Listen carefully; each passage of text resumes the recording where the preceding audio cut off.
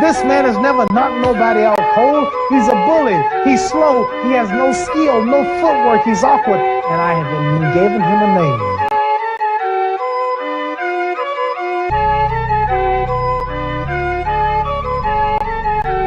Because he fights. When he's fighting, if you ever watch him in the ring, he drags like that after his opponent.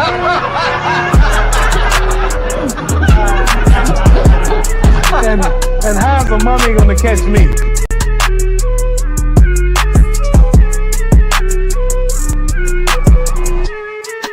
And all I had to do was to go out and beat a man who had no skill, no class. Seriously, the man had no skill. I don't know why the world is so foolish to believe in him and think that I wasn't going to win.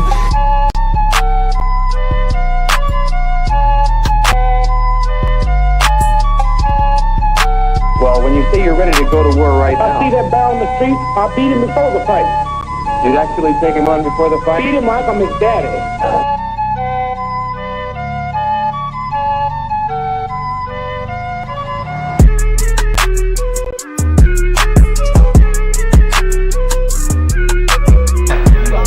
Basketball players out there, football players, they want to beat so bad, they want to get everybody. I'll go to Mars, I don't care.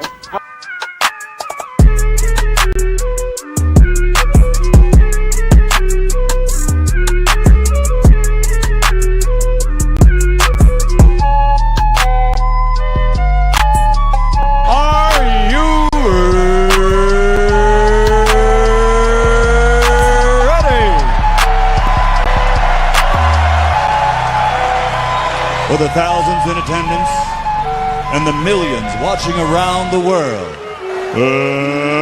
let's get ready to rumble!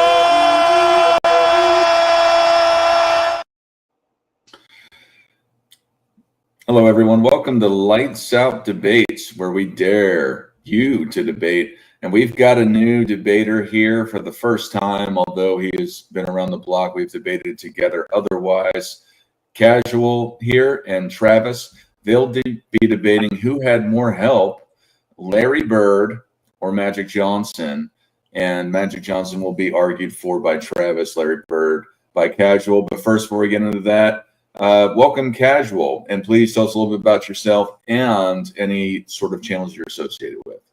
What's going on, everybody? Salute. Everybody in here already knows me, so I don't think I need to go crazy. But my name is Casual. I have a channel called Who Conduct on YouTube.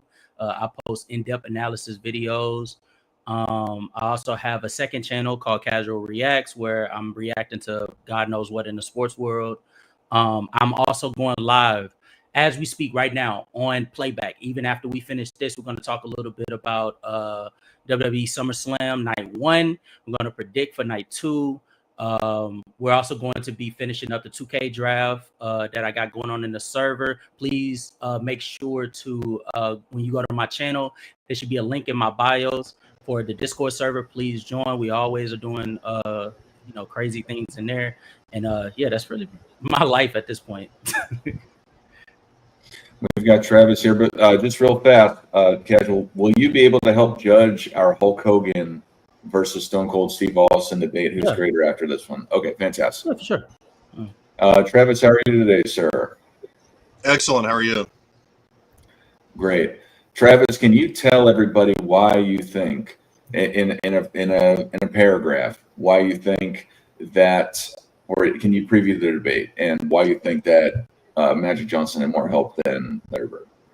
Yeah, absolutely. So just to clarify, this isn't. I think this is a debate that can go on for multiple episodes. Not just because this is not all time. This is just comparing the two players, and obviously there's different matchups we can talk about, so it's interesting. But I think that Magic Johnson, especially just compared to Larry Bird, and I don't want to tip my hand here, but just I think that he.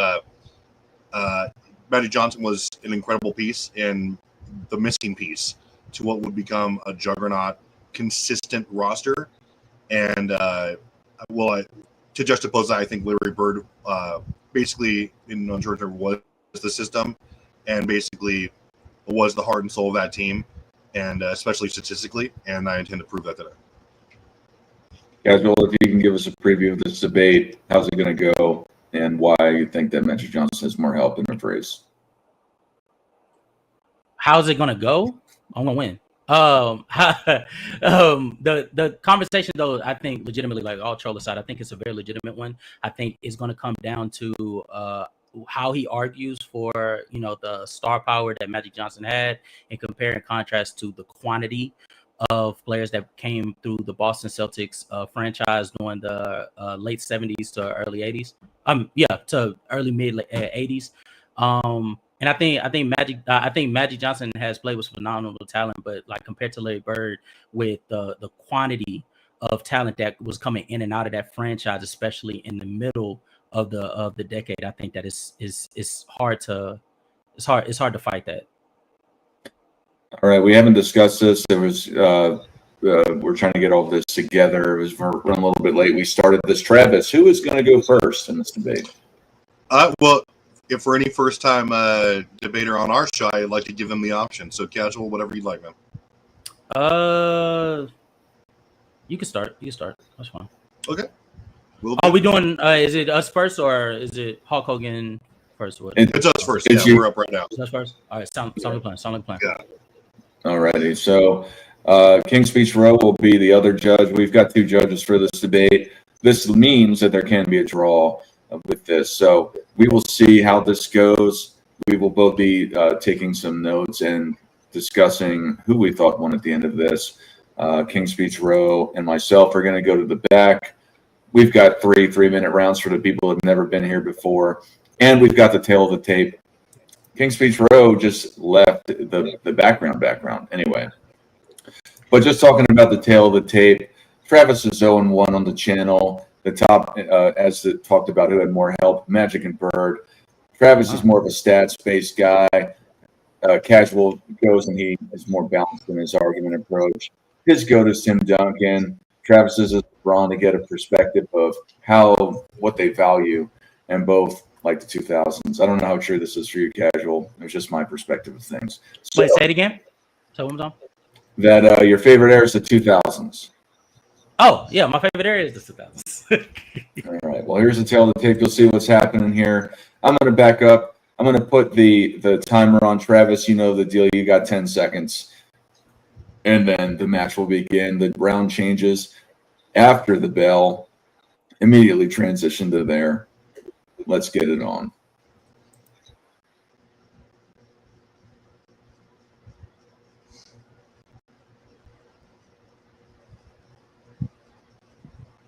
Three, two, one.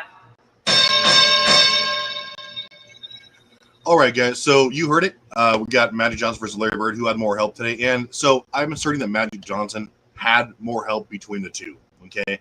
Now, just to be clear, and I want to just so there's no confusion here, I'm reiterating that players should not be docked for the caliber of team they played for. All right. That's beyond their control. And there's far too much context that goes into a championship caliber roster to hold against one player, win, lose, or draw. Okay. They should be judged by their overall content of their resume. That being said, team greatness is dependent on a variety of factors, including winning or how much they win, championship success, consistency, I would say, above all, right? And it's disingenuous to say that the names on the roster do not largely determine the success of said team, okay? It's widely accepted throughout NBA history that the most successful teams, those we would call dynasties, had, in hindsight, many of the then current best players in the league and in retrospect of all time. Okay, we can point to the 60s Celtics, helmed by guys like Bill Russell, Cousy, Sam Jones, Havlicek, Tom Heinsohn, etc., led by one of the best coaches of all time, Red Auerbach. Move ahead to teams like the 90s Bulls, 2000s Lakers and Spurs, Warriors, etc. All these consistent dynasties, okay? Without fail, these were some of the deepest, best, and greatest teams of all time, objectively speaking, because they all have the necessary ingredients to achieve dynastic success, excellent coaching, deep, reliable bench play, and all-time star power leading the way. Okay, in this regard, the 80s Lakers are near the top of that team, or near the top of those guys in team hierarchy. Okay, but let's break down how this relates to Magic Johnson and ultimately later on to Larry Bird, okay, as we juxtapose. So the Lakers acquired Magic Johnson, again, with the number 1 pick in one of the bigger NBA swindles of all time, and in no small part due to a degree of league interference. That's a story for another day, okay? Soon after, the Lakers would draft the legendary James Worthy in 1982, with yet another number 1 pick acquired from the Cavaliers after a disastrous trade decision from Cavs owner Ted Stepien, okay, where he would give up the number 1 pick in the draft for role player Don Ford and a late first-round pick. Just for a bit of context, James Worthy is still the only number 1 pick to ever be selected by a defending NBA champion. Okay, the rich got richer.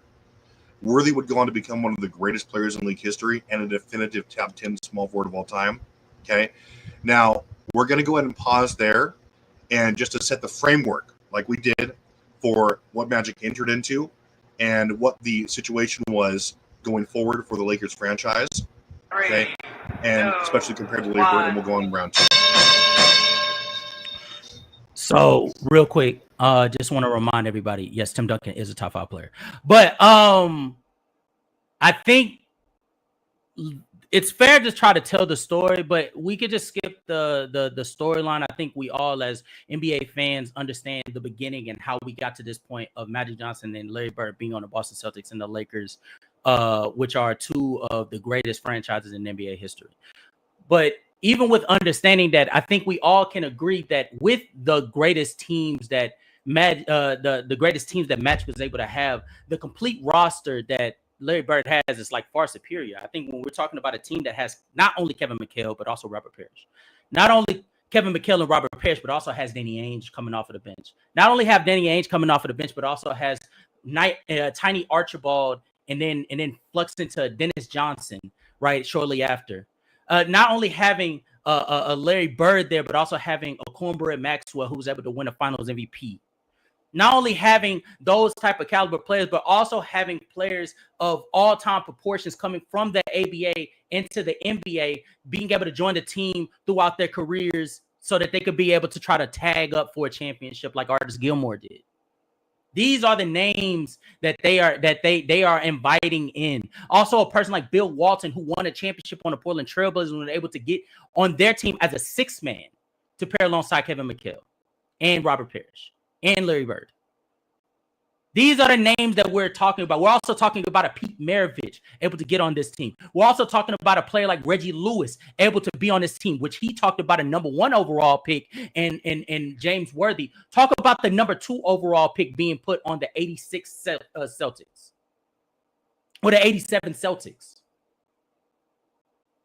Talk about the players like Dave Cowens being able to ingratiate Larry Bird properly onto this roster. These are not teams that Larry Bird is being put on that are just on the rise. No, these are a team that is one piece away, and Bird was that piece versus a player like Magic Johnson. Magic Johnson is coming onto teams where he's having to be a multitude of different things. He's having to play off ball when Norm Nixon is there, and then play on ball so that he could be able to feed the ball to the other pieces that are around him, like a Byron Scott, like a Michael Cooper, like a Kareem Abdul, who, even though my opponent will mention how dominant of a player Kareem was not dominant throughout the entire 80s.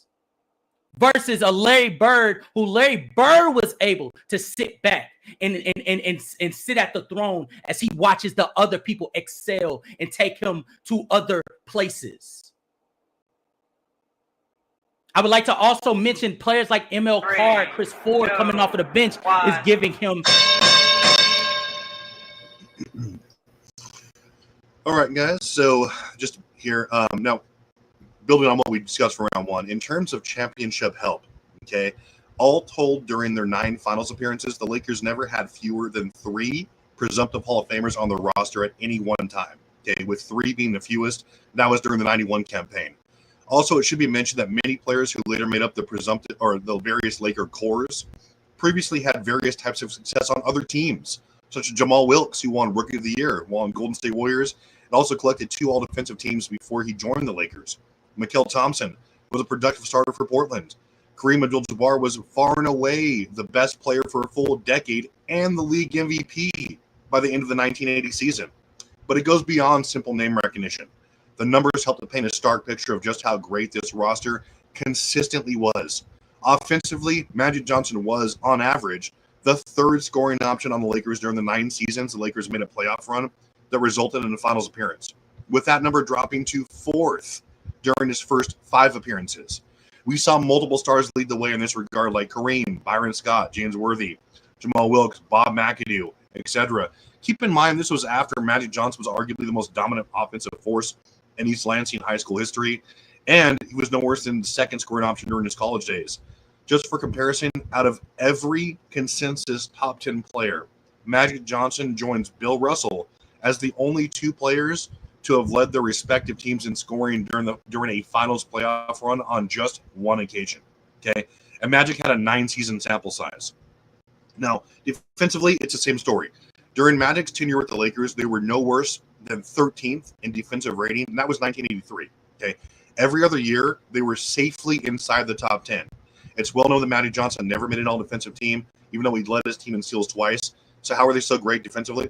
From 1980 to 1991, the Lakers had had 5 players who would register as top 5 in either defensive box plus or minus, defensive win shares, or overall defensive rating at least 1 time. None of them were named Magic Johnson. That's not even to mention 1987 Defensive Player of the Year and 8-time All-Defensive Selection Michael Cooper, okay, who was the defensive rock for the Lakers during Magic's prime. And just for a bit of context before we flip and tie this into how Larry Bird relates to this, okay, Larry Bird led the league in defensive win shares 4 times. Not just his team, the entire league, okay? Now, again, we're going to go ahead and we pause it there, but again, in the next round, we're going to tie this all together, okay?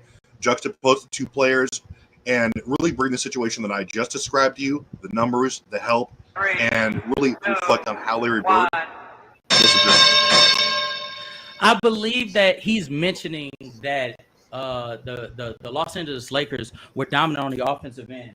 Trust me when I say I don't disagree there, but I think that we are low-key diminishing what was valued at that time period. At that time period, having an all-time offense is a little bit more simpler because of rules that were allowing them to do so, and compare and contrast to having an elite defense. And the Celtics were able to still provide such to the tune of being the only team in the entire decade to win 82% or more of their games. Let me repeat that again. This is a team in the Boston Celtics who are able to win 82% or more of their games in that decade. That is dominance. And what makes it even more dominant is when you take into account that they were winning these at the Lakers' expense. See, while the Lakers are sitting here with Magic Johnson, Byron Scott, or Michael Cooper, depending on the team that you want to talk about, James Worthy, and Kareem Abdul-Jabbar, the Boston Celtics are sitting here with rosters that would make today's NBA look like minuscule teams.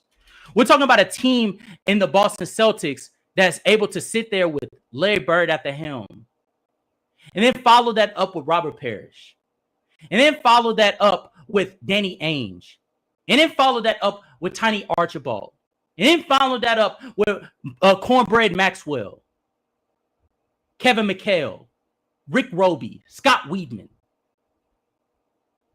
That's not an impressive enough roster for you? Okay, let's go to the 86 roster.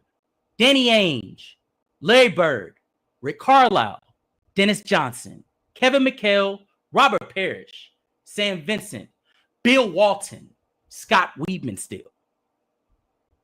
These are some historic names for the Celtics franchise who collectively, along with the coach of K.C. Jones, is able to dominate to the tune of winning 67 games and going into the postseason, a tougher conference as well, and able to see even higher success, being able to beat the Chicago Bulls with Michael Jordan, being able to smoke the Sidney Moncrief Milwaukee Bucks, and then go up against the Houston Rockets with the twin towers of Ralph Sampson and Hakeem Olajuwon, and they see great success against them as well.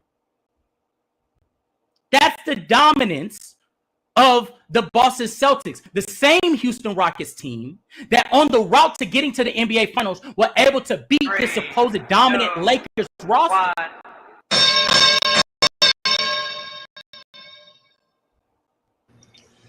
And well, guys, I'm going to give you right now the title together here with what I explained in round two. I explained how the Lakers had a dominant supporting cast for Magic Johnson to go ahead and supplement. And right now, I'm going to tie you in with the actual numbers that matter as far as Larry Bird compared to Magic Johnson and the rosters. So again, you can see where my point is coming from and outline how Magic Johnson had form or help. Okay, so Larry Bird absolutely had help, as my opponent outlined. No one's disputing that. He played with groups that he just mentioned. I'm not going to go over them again. Okay, he did a great job with that. So Larry Bird was the player that they could and did. Johnson was simply the missing piece that would get the juggernaut moving. Consider this. Bird joined a 20 Celtics team that had won 29 wins the year before. Okay, they were a lottery team. He joined that with no other significant additions that year, turned them into a 6-1 win division winner. Okay, his first year, where he led them in points downs. Okay, now during Bird's 5 finals runs, okay, he led his team in points and rebounds 4 times, including leading his team with all the greats that were just described to you by my opponent. Leading his team in rebounds and assists twice.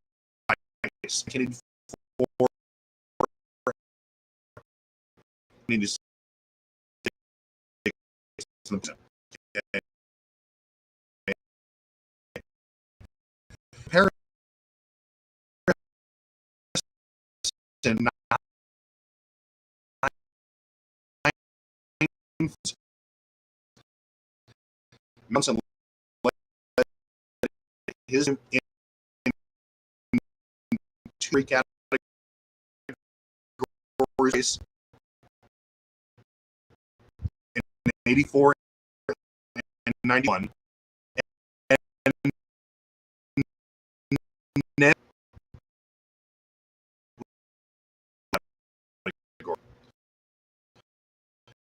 all during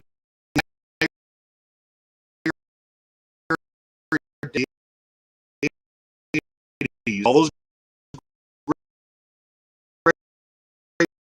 Bird led his team in assists,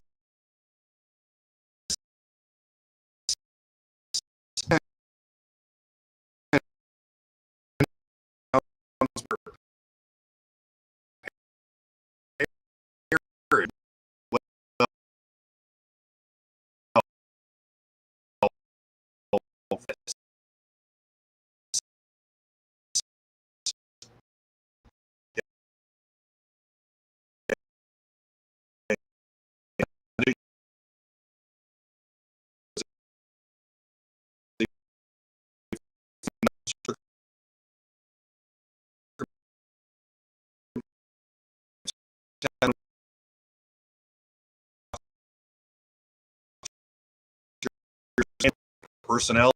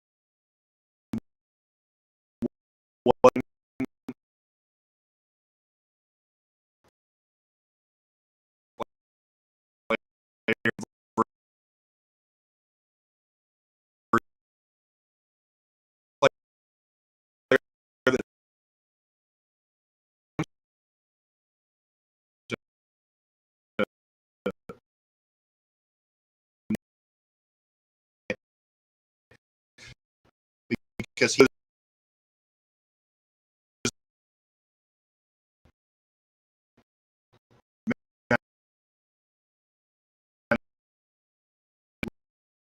look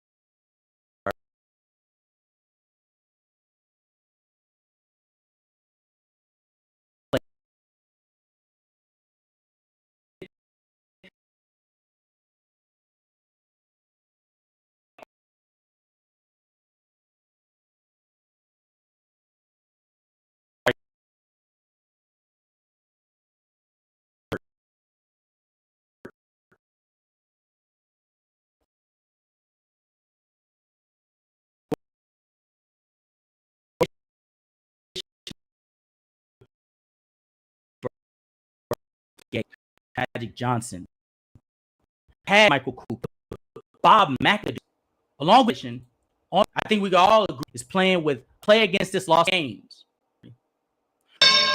This debate, I think there was. All right, so And they got to run a good job of, as I said, first overall.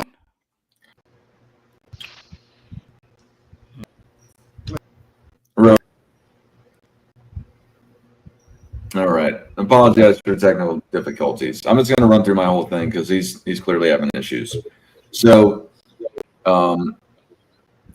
so Travis did a fantastic job in the first round of setting the stage of what he wanted to describe of why Magic Johnson had more help than Larry Bird.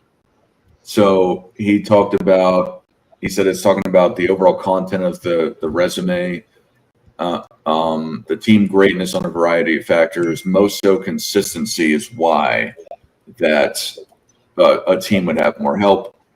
Dynasties in hindsight have the best players on them, and that Lakers are near the top of this. It took you 2 minutes outside of that to start talking about how Magic had more help. You talked about how James Worthy was drafted. He was the only number one pick ever drafted by a champion. You set the frame for the situation. Casual, he said he wanted to skip the story. He immediately he enlisted players that were on the Boston Celtics that he thought were fantastic players and help. And then it was about, and he talked about Bill Walton, who had previously won an MVP and a championship, Artis Gilmore. And then he said that Magic Johnson would play off ball with Norm Nixon, so that he was more so a part of the team than Larry Bird because he would do what needed.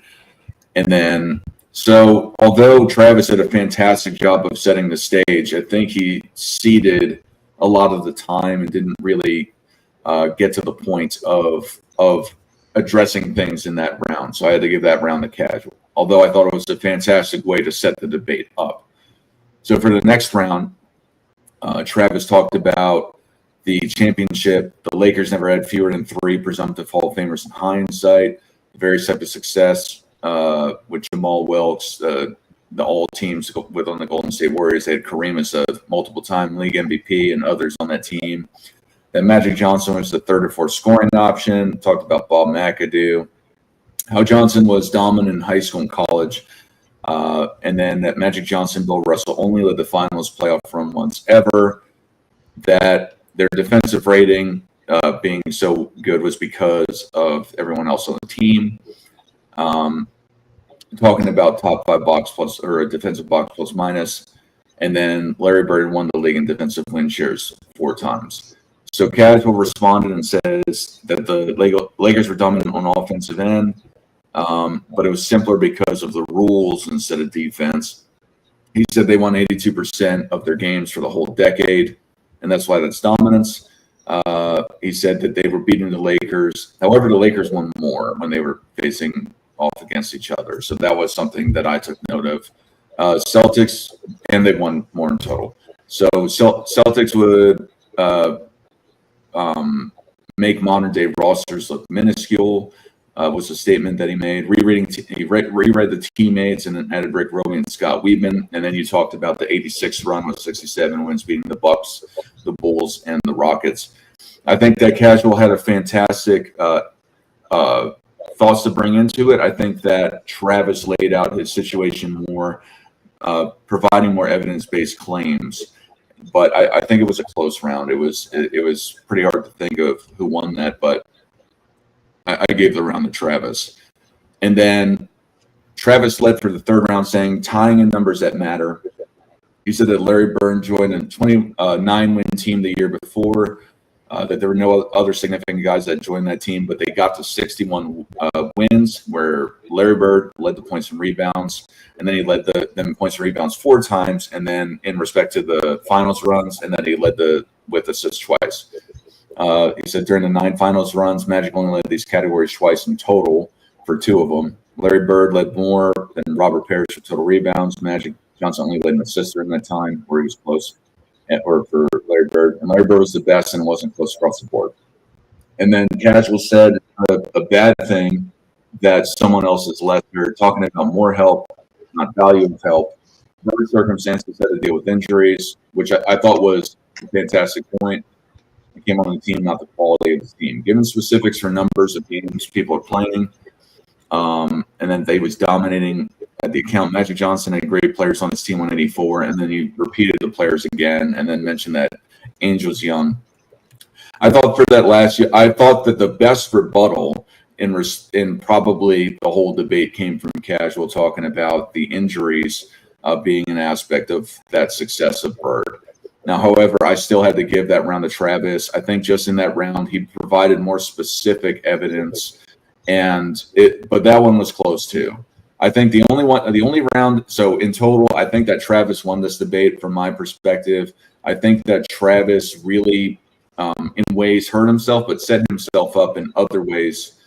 But I think he didn't really tie it in a lot of the points he was making in that first round. But I think that Casual clearly won the first round. I think both of the rounds were close otherwise.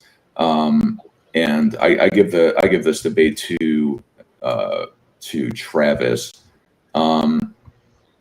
King's Speech said that he gave the first 2 rounds to Casual without giving his thing because he's got technical difficulties. So at this point, it's a draw.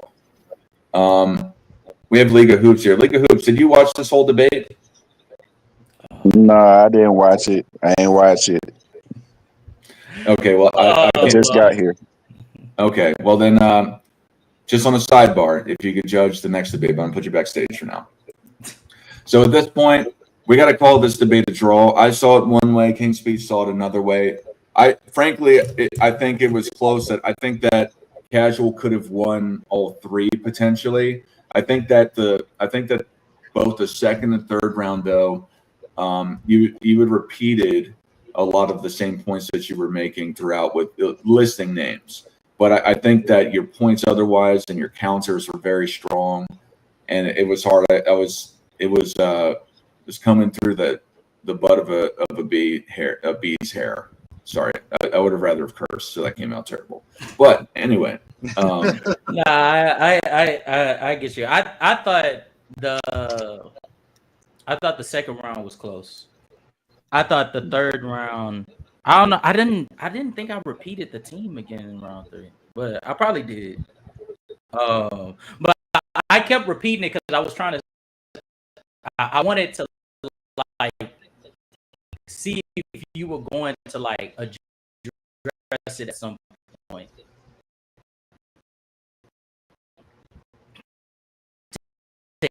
Eat them off the clock.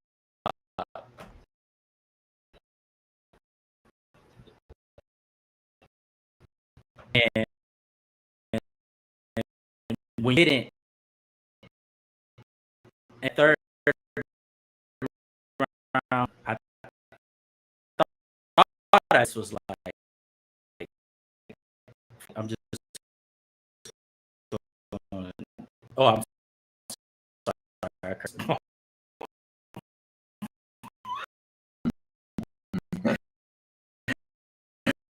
I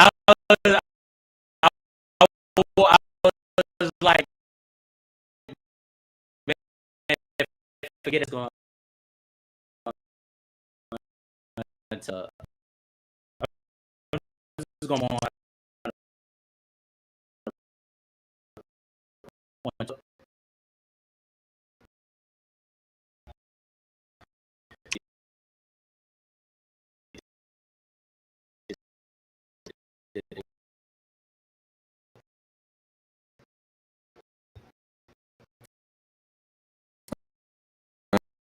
all right.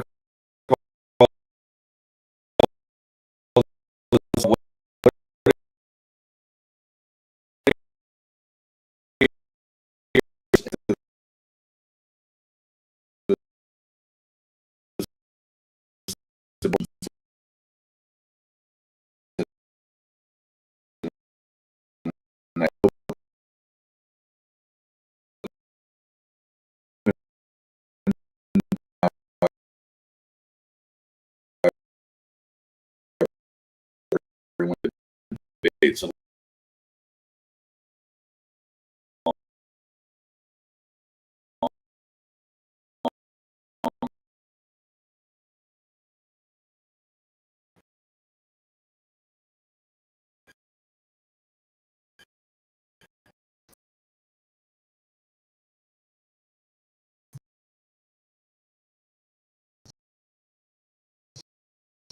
Um,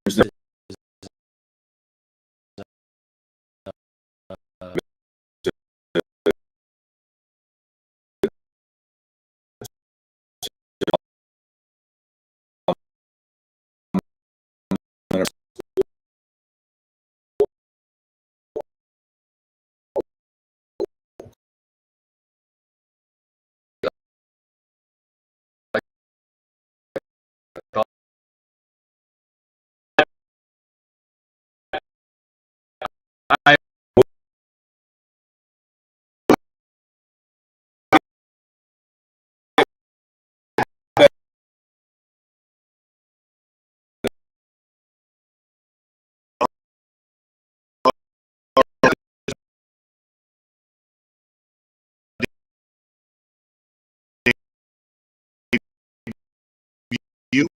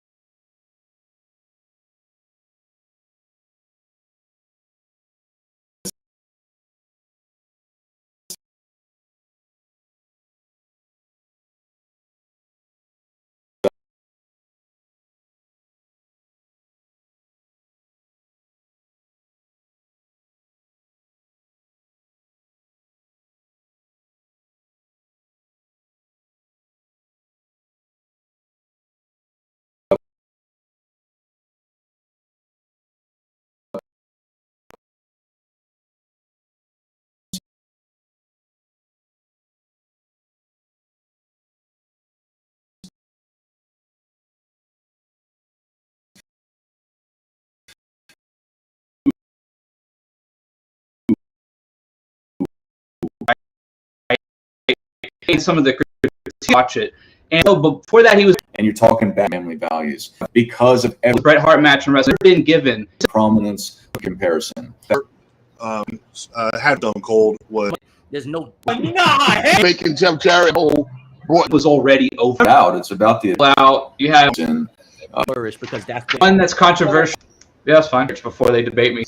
Well, next I'm going to be debating, same time, same place. I'm going to be debating CW as to what top 10 player had the biggest playoff meltdown of all time. And this what is top 10 player?